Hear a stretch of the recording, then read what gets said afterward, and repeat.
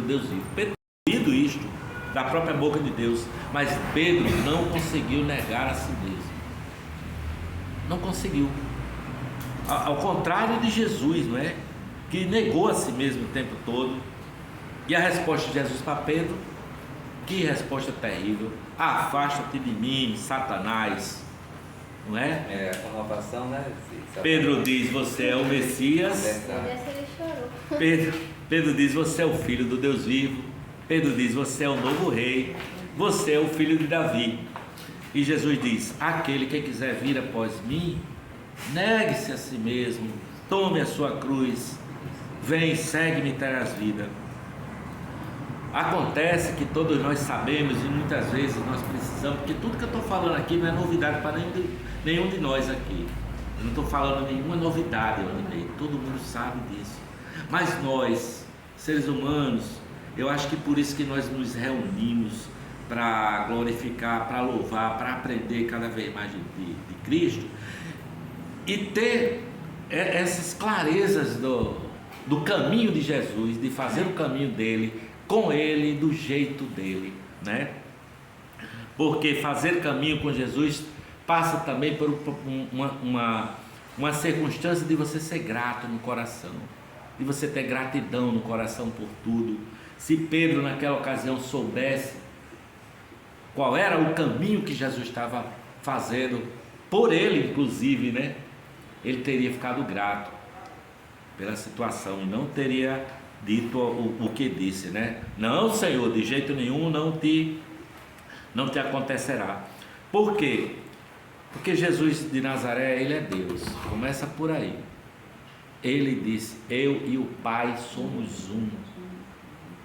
Ele é o Filho, mas ele é Deus. E ele veio aqui nesse mundo, negou a si mesmo porque deixou a sua glória de Deus e tomou a forma de um homem velho, graças a Deus sem pecado, né? É, um homem velho que eu falo, é um homem pecador como eu, entendeu? Mas ele veio e nós precisamos ser gratos por tudo, gratos pela nossa família, gratos pelos amigos, gratos pelas circunstâncias da vida que nós temos, que nem sempre são aquelas circunstâncias que a gente queria. Ah, como eu queria ter um iate aqui para passear nas Bahamas. Bobagem, tudo isso passa, não é? Até a uva passa, isso foi horrível, foi, tá? Tudo passa, até a uva passa, como dizem. Mas ele veio e lavou os nossos pés. Ele veio e aceitou se tornar um homem. E ele veio e, morrendo naquela cruz, ele perdoou os nossos pecados de uma vez por todas.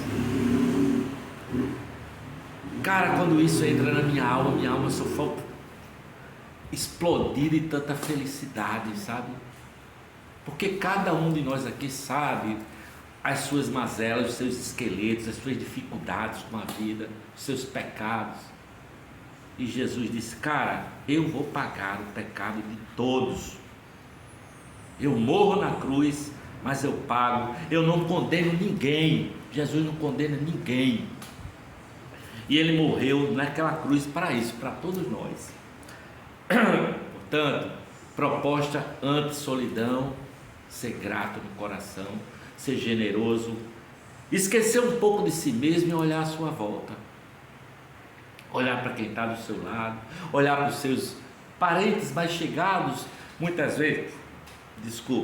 vezes a gente fala que Jesus falou para a gente amar o próximo com a si mesmo, amar o inimigo, não é?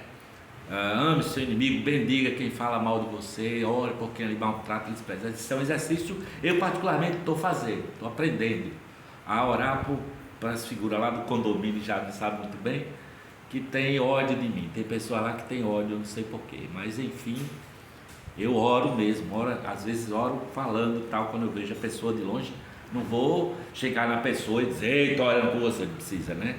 Pelo amor de Deus. Mas essa gratidão nós precisamos ter e precisamos ser generosos, agradecer pelo que temos, agradecer pela nossa comida, agradecer pelo nosso cantinho de dormir, agradecer pelos nossos animaizinhos, sabe? e ter essa gratidão no coração. Aí, Só interrompendo. pois não. Essa fala aí, né, interessante essa parte aí de Jesus. De Jesus ele fala, mas o cara ele não compreende, né? Não. Como se ele tivesse com os ouvidos, né, Botados. tapados, né, para que ele não possa ouvir. Mas assim, trazendo para o nosso cotidiano, quantas vezes nós também ouvimos, mas não compreendemos, tapamos os nossos ouvidos, né? E o mundo ele está muito carente disso, carente até, lembrei-me agora da canção de Vanderly, né? Sim. Que ele diz, aonde Deus possa me ouvir, né? Que ele vai falar. É um lugar onde Deus possa me ouvir. É um lugar onde Deus possa me ouvir. Aí ele diz, né? Ele começa a canção dizendo isso, né? Que as pessoas não escutam mais, as outras pessoas estão vivendo. Então assim, e nós? Será que temos ouvido, né? Uma ou outra? Então é interessante, só um rapidinho. Interessante isso, que a gente também possa fazer esse papel, né? Sem de dúvida. ouvir. E não ser um Pedro, que muitas vezes a gente quer impor o nosso raciocínio, impor o nosso... Não, isso não, isso eu não vou deixar. Isso eu não vou deixar, isso Pois não é por aí não. A gente quer dar o nosso modo de ser, o nosso... Né, aquilo que deu certo para mim, eu quero impor para o outro, né? É claro que ali está falando de algo maior da salvação, mas trazendo para o nosso cotidiano, isso também acontece. Muitas vezes a gente não ouvir. Muitas vezes a gente quer muito falar, mas o mundo está carente de pessoas que ouçam, né? Também. Que ouçam, que parem para ouvir. Então é isso, é gratidão, é preciso que nós aprendamos a ser gratos, não é? Verdade. Acho que gratidão e generosidade Verdade. são duas coisas que andam juntas, dois sinônimos de amor que andam juntinhos, não é? Gratidão e generosidade. E aí, andando assim, Odineide, me parece que nós começamos a entender o que Jesus falou lá atrás, que vinha para nós e fazia morada em nós. Porque foi o que ele disse: eu venho para você com o Espírito Santo, com o Pai, com a Trindade toda, e faço morada no seu coração, né? Então quem anda com Jesus, do jeito de Jesus, assim, dessa maneira, sendo generoso, andando em perdão, andando em amor, passa a ter a vida de Jesus incorporada, se espalhando, não é? Na sua própria vida. E aí o brilho de Jesus, a essência de Jesus vai sendo estampada na nossa face. Me parece que é assim, não é? E você vai vivendo perdoando, você vai vivendo sendo generoso, você vai sim até amando os inimigos, né? E orando por quem vos maldiz, por assim dizer. Você vai sendo uma presença de Deus no mundo. Você vai sendo um Jesusinho aqui, nesse tempo que nós estamos vivendo. Não é à toa que ele disse: eis que estou convosco até a consumação dos séculos, não é? E aqui eu tenho 2 versículos aqui que tem a ver com quem anda assim, brilhando a face de Jesus na sua vida. Primeiro versículo diz: o falar amável é como árvore de vida. E outro, eu acho que está lá nos Salmos: as palavras agradáveis, ou em Provérbios, agora não me lembro bem, são como favos de mel. As palavras agradáveis são como favos de mel, doces para a alma e pura para os ossos. É a gente ter cuidado com o que a gente fala, né? Para que a palavra que saia da nossa boca não seja palavra de maldição de jeito nenhum, mas que seja essa palavra que cura. A palavra gentil, diz a palavra de Deus, desmonta até o coração fechado, sabe? E vocês, cada um de vocês, quem dizem ser o Cristo? Essa é a pergunta. Se você perguntasse àquele rapaz que era coxo, quem para você é Cristo? Ele diz: aquele que me fez andar, né? Coxo andou. Se você perguntasse àquele cego de nascença que Jesus curou, ele eu não sei quem ele é, só sei que eu era cego e agora eu vejo. Se perguntasse ao mudo, o mudo falaria. Ele me fez falar. Se perguntasse ao surdo, o surdo diria: rapaz, eu nunca tinha escutado nada, agora eu ouço. Se você perguntasse àqueles leprosos, 10 leprosos, quem é Jesus para você? Ele ia dizer: cara, eu estava todo chagado de ferida, e ele falou comigo e agora eu estou limpo, estou purificado, né? E os mortos que ressuscitaram, como exemplo a menina Talita, não é? Ou o filho da viúva lá da cidade de Naim, ou o próprio Lázaro, que Jesus chega na porta do sepulcro, manda tirar a pedra e diz: Lázaro, vem para fora, e o defunto sai vivo, né? De dentro, o cara que já estava fedendo há 4 dias morto, e ele sai vivo.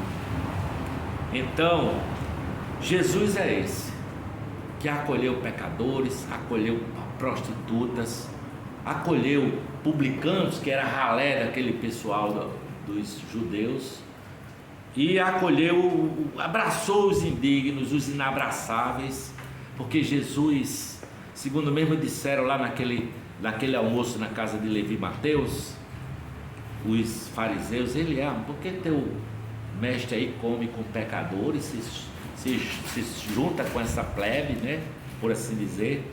Então ele é amigo de pecadores, por isso que eu estou aqui falando o nome dele, porque eu sou um pecador, principal deles, parafraseando Paulo, mas ele é meu amigo.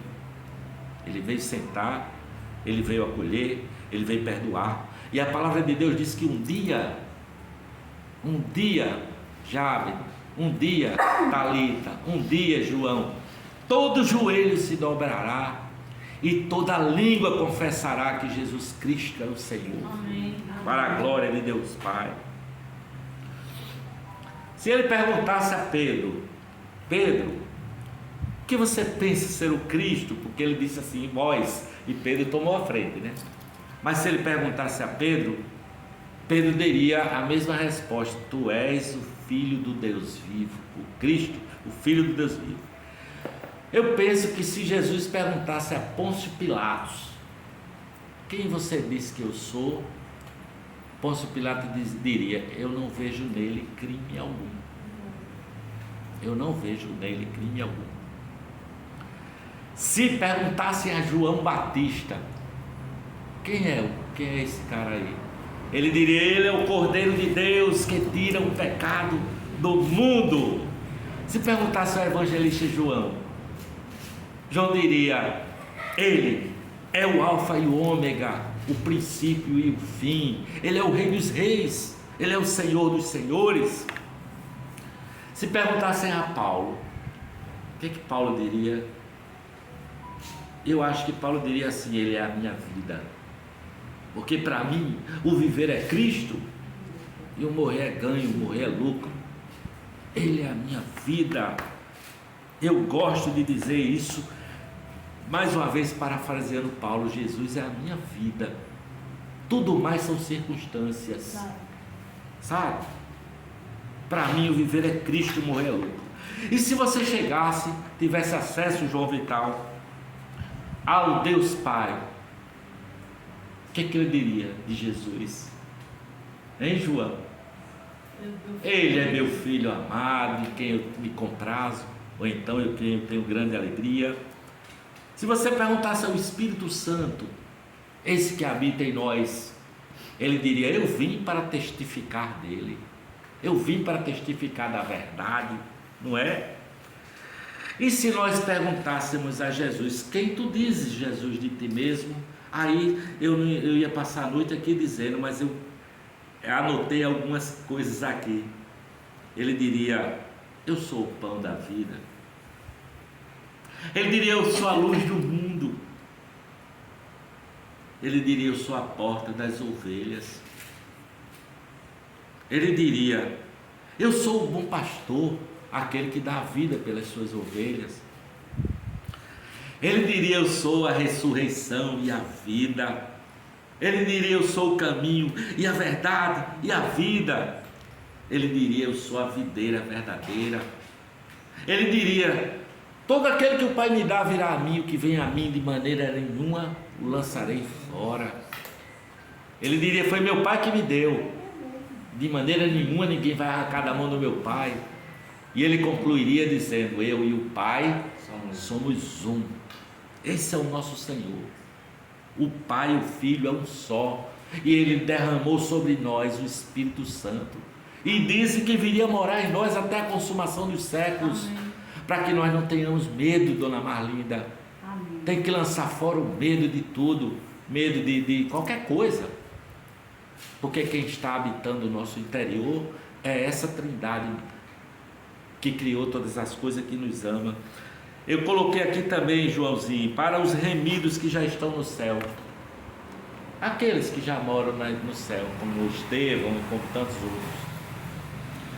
Eles diriam assim: ele é digno de toda a honra, de toda a glória. O domínio é dele, o louvor é dele, pelos séculos dos séculos. Amém. E nós aqui? Quem é o Cristo para cada um de nós? Não é? E eu concluo, Odinei, dizendo uma frase que Jesus de Nazaré disse, eu acho que no Evangelho de João, capítulo 10, a partir do versículo 37, se não me falha a memória. Ele diz assim: em verdade vos digo, quem crê em mim tem a vida eterna e não entrará em condenação, mas já passou da morte para a vida.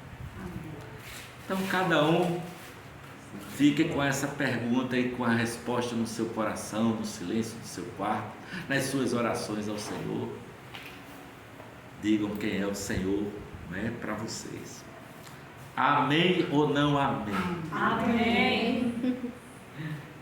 Amém. Amém. Graças a Deus, meu coração mensagem maravilhosa, essa palavra, essa reflexão, né? Quem dizeis que eu sou? Então, eu vou tentar. Eu lembrei dessa